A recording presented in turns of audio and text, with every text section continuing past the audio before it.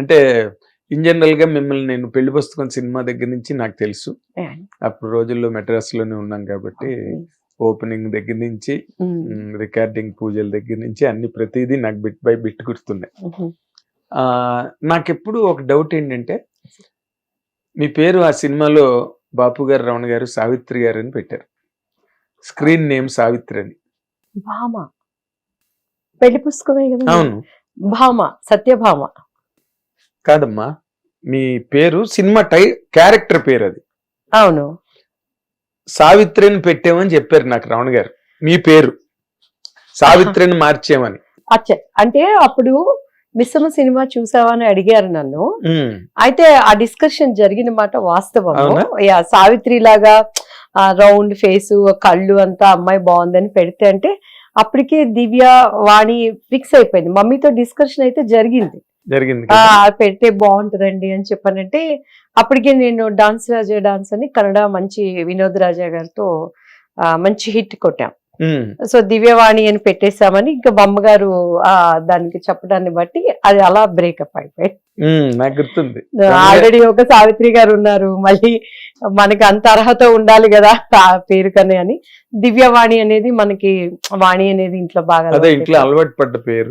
ఆ డిస్కషన్ అయితే వచ్చింది. ఇట్స్ వాస్తవం. అదే నా జ్ఞాపకం కరెక్ట్. అవును, అంటే మీరు చాలా యంగ్ ఏజ్ లో సినిమా ఇండస్ట్రీలోకి వచ్చారు. ఈ సినిమా ఇండస్ట్రీ పోకడలు, ఈ ధోరణులు అన్ని అర్థం చేసుకోవడానికి మీరు ఇబ్బంది పడ్డారండి?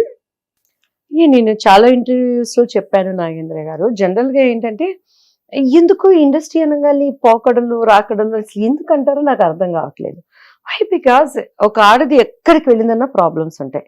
మనము కామన్ ఏమీ తెలియని ఒక మామూలు రోడ్డు మీద నడుచుకునే ఆడది దగ్గర నుంచి అది రాష్ట్రాన్ని ఏలేటువంటి స్త్రీ అయినా సరే, స్త్రీ అంటే చిన్నదైనా పెద్దదైనా వయసుతో సంబంధాలు లేకుండా ప్రతి చోట ప్రాబ్లమ్స్ ఉండే అనేది క్వైట్ కామన్. అది నవే డేస్ ఇప్పుడు అది అసలు ఎలా అంటే ఒక తండ్రి బిడ్డని నమ్మలేని పరిస్థితులు, ఒక తాతను మేనమామను వదిలిపెట్టలేని పరిస్థితులు. అయితే దేవుడి దయను బట్టి నా అదృష్టం ఏంటి అంటే నా కుటుంబం ఎప్పుడు కూడానండి. సో నేను ఎప్పుడు కూడా సినిమా ఇండస్ట్రీలో నాకు ఒక అవకాశం ఇవ్వండి అని మా అమ్మగారు, మా సిస్టర్ నన్ను ఫస్ట్ ఆఫ్ ఆల్ బయటకు వెళ్ళనివ్వలేదు. అంత పైగా నాకేంటంటే నా ఆల్బమ్ ఫస్ట్ తీసిన వెంటనే అప్పుడు ఎస్పి వెంకన్న బాబు గారు అని ఆల్మోస్ట్ అందరి స్టార్స్ కి ఆయనే డేట్స్ చూసేవాళ్ళు. అసలు నా ఆల్బమ్ ఫోటో షూట్ చేసేవాళ్ళు అప్పట్లో. వచ్చిన వెంటనే ఆ స్టూడియోలో ప్రింట్ పడుతుండగానే ఎవరు ఈ అమ్మాయి ఒక్కొక్క యాంగిల్లో రాధ లాగుంది, రాధిక లాగుంది, విజయశాంతి లాగుంది, పాత బి సరోజదేవి లాగుంది అని చెప్పని డైరెక్ట్ గా వెంకన్న బాబు గారి చేతికి వెళ్ళిపోయింది మా ఆల్బమ్. అవకాశాల కోసం నేను ఎక్కువ కష్టపడలేదు. అంటే ఇప్పుడు పెళ్లి పుస్తకం సినిమా కూడా వెంకన్న బాబు గారి ద్వారా? అంటే వెంకన్న బాబు గారి చేతిలోకి మన ఆల్బమ్ వెళ్ళటం, ఇమీడియట్ గా అర్జున్ గారితో అప్పుడు అది శారదాంటి చేశారండి ఆ మూవీకి మాట్లాడటం. బట్ అక్కడ వాళ్ళ సిస్టమ్ ఈజ్ డిఫరెంట్. అక్కడ మనకి అవకాశం రావటానికి కానీ మాట్లాడి, సో దానికి అవకాశం రాలేదు, వచ్చింది, నేను చేయలేకపోయాను. సో అప్పుడు అట్లా వెళ్ళిపోవటం. ద్వారకి అంకుల్ మా ఇంటి వెనకాల ఉండేవాళ్ళు అనమాట. మనం అప్పుడు ఎక్కడ దొరికితే సైకిల్ దొక్కుకోవటం ఆటలే కదా మనకు. అలా వెళ్తున్నప్పుడు ఎవరు అమ్మాయి నల్లారి కింద పొన్ను గుండుగుండా యారు అని చెప్పాను. సో అలా డాన్స్ కి ఓకే అయిపోతారు. అంటే అవకాశాల కోసం చాలా మంది సంవత్సరాలు ఏళ్ల తరబడి ప్రయత్నాలు చేస్తూ ఉంటారు. నేను అసలు వెళ్ళంగానే ఫస్ట్ నేను హాలిడేస్ నా ఫస్ట్ మూవీ సర్దార్ కృష్ణమనాయుడు. అందులో నేను కృష్ణ గారికి కూతురు 10th ఎగ్జామ్ రాసి వచ్చానండి. నేనేదో అసలు తమిళనాడు చూడటం ఫస్ట్ టైము, తెనాలి ఆ చుట్టుపక్కల ప్రాంతాలు తప్పించి స్టేట్ దాటింది లేదు. మనకి తెనాలి మన నేటివిటీ అంటే ఎలా ఉంటాము, మా అమ్మ అక్క కుటుంబము చుట్టుపక్కల వాళ్ళు. అప్పుడు కూడా మమ్మీ చాలా డిసిప్లైన్డ్ గా ఉండేవాళ్ళు. ఎక్కువ ఎవరింటికి వెళ్ళటం కానీ, ఫ్రెండ్స్ అని బయటకు వెళ్ళటం కానీ అలా అలవాట్లేదు.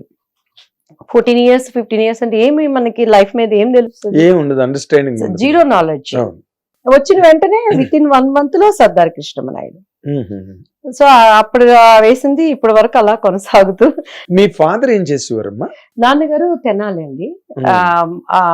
పర్చూరి వెంకటేశ్వరరావు గారని మా మేనత్త మామయ్య గారు, వాళ్ళకి సబ్ జైల్ కాంట్రాక్ట్, వాళ్ళకి సంబంధించిన బిజినెస్ లో కూడా నాన్నగారు ఇన్వాల్వ్ అవుతూ చూసుకుంటూ ఉండేవారు. నేను ఎప్పుడు మీ మదర్ ని చూసాను కానీ అండి మీ ఫాదర్ ని ఎప్పుడు నాన్నగారు చూడలేదు. చనిపోయారు. నేను చెన్నైకి వచ్చిన అప్పుడు నేను కేసర్ దాస్ గారిది అడవిలో అర్ధరాత్రి అని ఒక మూవీ చూసాను. ఆ సాంగ్ ఒక్కటి మా నాన్నగారు ప్రివ్యూ అప్పుడు చూసారు. గుడ్ లక్ థియేటర్ ఉండేది, గుడ్ లక్ థియేటర్ అక్కడ ప్రివ్యూ చూసుకుని ఒలివారు కొట్టం బ్యాక్ సైడ్ ఉండేది Back good luck side. Theatre. So అక్కడ ఫస్ట్ కాపీలో చూసుకున్నారు నాన్నగారు. ఆ తర్వాత ఆయన అపోలో హాస్పిటల్లో నేను షూటింగ్ లో ఉండగానే నాన్నగారు చనిపోయారు. ఓ మీరు షూటింగ్ లో ఉంటుండగా పోయారు. ఎక్కువ సిక్ అయింది కూడా లేదు ఆయన. సడన్ గా ఫీవర్ అది రావటం, అప్పట్లో ఆయనకి I think bone cancer. Okay okay. Just అది ఎక్కడ ఏంటి అని కనుక్కునే లోపునే నాన్నగారు ఎక్స్పైర్ అయిపోయారు. నాకు షూటింగ్ లో ఉన్నాము అంటే సెంటిమెంట్ అనేది చాలా మంది నమ్మరు. సో ఇప్పుడు వినోద్ రాజా గారిని మొన్న నేను బెంగళూరు వెళ్ళినప్పుడు కూడా రీసెంట్ గా మాట్లాడటం జరిగింది. అబ్బాయికి 17 years, నాకు 14 years. కన్నడ రాదు మనకి. ద్వారకి రాజా అని పరిగెత్తుకుంటే హక్ చేసుకోవాలి. అక్కడ దగ్గర రాజా అని హక్ చేసుకునేసరికి ఆగిపోయేదని. యార్ కర్కోబంద్రి ఉడికిగా ఎందుకు తీసుకొచ్చారు ఈ అమ్మాయిని? లవ్ సీజన్ గా భయం వేసేది అనమాట హక్ చేయాలి. చాలా అసలు ఎందుకు నువ్వు వెళ్ళిపోయి తెనాలి వెళ్ళిపోయి పెళ్లి చేసుకొని అలా ఇలా గట్టి గట్టిగా మాట్లాడేవాళ్ళు. ద్వారకేష్ గారు మా అమ్మగారు కొంచెం కొత్త కదండి భయపడుతుంది అంటే ఆ షై ఉండేది నాలో అప్పుడు. సో ఆఫ్టర్ లాంగ్ టైం మొన్న వినోద్ రాజా గారితో మాట్లాడుతుంటే అసలు ఎంతో సంతోషం అనిపించింది. అంటే చిన్న తనకి 17 years, నాకు 14 కంప్లీట్ అయ్యి 15 years. ఆ షూటింగ్ టైంలో సాంగ్ జరుగుతా ఉందండి మాకు ప్రీమియర్ స్టూడియోలో.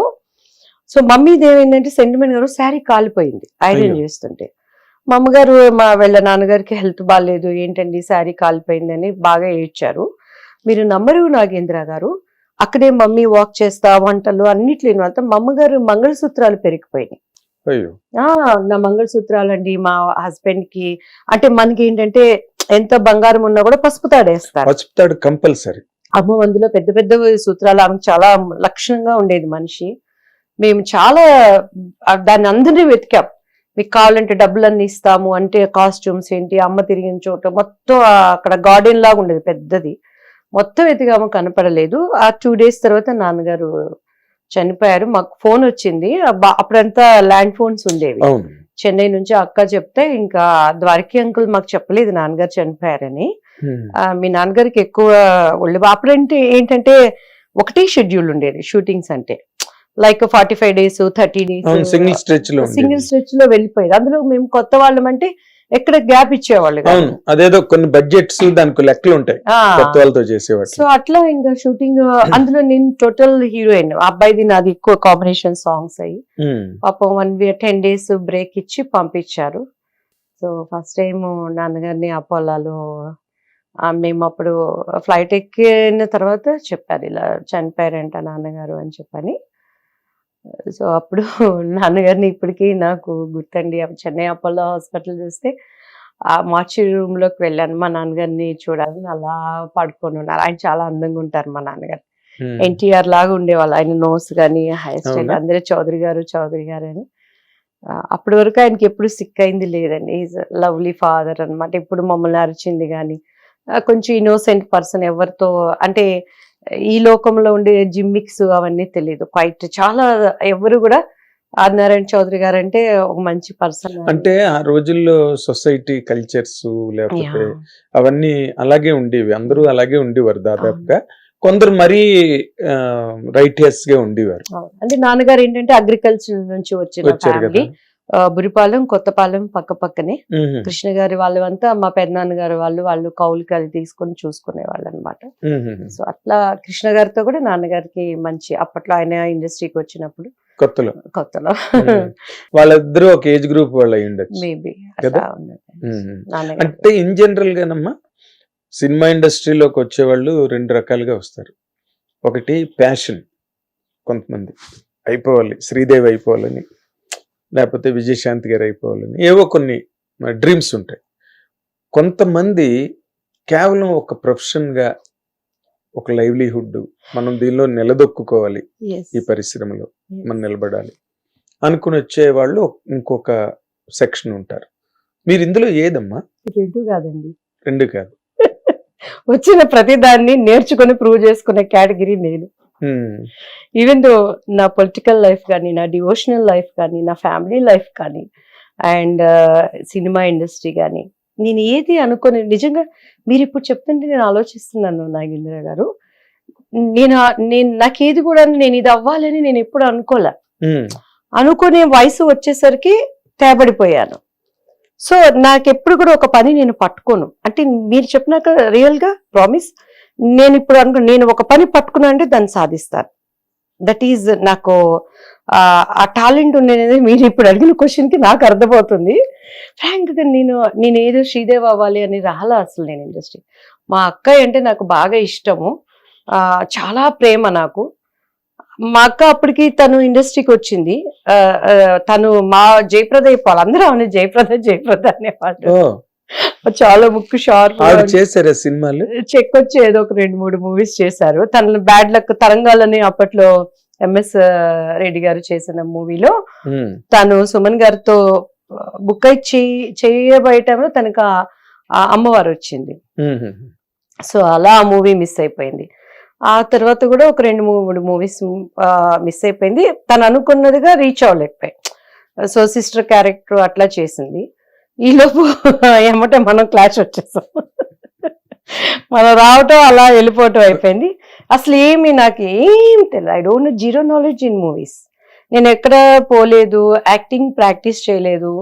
అండ్ అదే అప్పుడు ఈ వెళ్ళి నేర్చుకుంటారు కదా కోర్సులు, అలా ఏం తెలియదు. అంటే అప్పుడు కోర్సులు లేవు కదమ్మా, యాక్టింగ్ కోర్సులు గట్టా. ఎందుకు లేవండి? రాజేంద్ర ప్రసాద్ గారు మొన్న కూడా దేంట్లో అంటే అక్కడ ఇన్స్టిట్యూట్ ఉంది చెన్నైలో. చిరంజీవి గారు కూడా రజనీకాంత్ గారు కూడా అక్కడి నుంచి. అలా నేను ఇన్స్టిట్యూట్ కి వెళ్ళలేదు. డబ్బింగ్ చెప్పటం అంటే ఏంటో తెలియదు. అసలు లైట్స్ కెమెరా అంటే గట్టిగా మాట్లాడితే 4 మనుషుల ముందు నిలబడటం కూడా నాకు తెలియదు. కానీ అక్కడ సిచ్యువేషన్ ఏదున్నా సరే దానిలో మార్కు కొట్టేది అనేది మీరు అడిగిన క్వశ్చన్ కి నాకు ఇప్పుడు అనిపిస్తుంది సుమా. హిట్ టీవీ యాప్, ఇందులో short news, live news, entertainment shows, movies, digital magazines తో పాటు మీ జిల్లా వార్తలను కూడా ఫ్రీగా చూడొచ్చు. అంతేకాదు కేజీ నుంచి పీజీ వరకు విద్యార్థులకు స్కాలర్షిప్ కూడా అందిస్తున్నాం. ప్రతి వారం 10 మందికి లక్కీ డ్రా ద్వారా ఒక్కొక్కరికి 10,000 రూపాయలు అందిస్తున్నాం. ఇంకెందుకు ఆలస్యం, వెంటనే హిట్ టీవీ యాప్ ని డౌన్లోడ్ చేసుకుని ఫ్రీగా ఎంటర్టైన్మెంట్ పొందండి. Hit TV app. Hit TV app. Please download hit TV app. Hit TV app ని ఫ్రీగా డౌన్లోడ్ చేసుకొని ఎంజాయ్ చేయండి. మీకు నచ్చిన ఎంటర్టైన్మెంట్ కోసం హిట్ టీవీ యాప్ ని ఫ్రీగా డౌన్లోడ్ చేసుకొని ఎంజాయ్ చేయండి. హిట్ టీవీ యాప్ ని డౌన్లోడ్ చేసుకుని ఆస్వాదించండి, ఆశీర్వదించండి. ఇంతమంది సెలబ్రిటీలు హిట్ టీవీ యాప్ ని డౌన్లోడ్ చేసుకోండి అని చెప్తున్నారంటే ఎంత మంచి యాప్ ఆలోచించండి. అమెరికాలో చదవాలనుకునే వాళ్ళకి విశ్వసనీయమైన పేరు మన శౌర్య కన్సల్టెన్సీ. UK లో 1 year masters, UK లో 1 year masters, 2 years work permit up to 5 years visa. Contact Saurya Consultancy. Contact 89851 89851.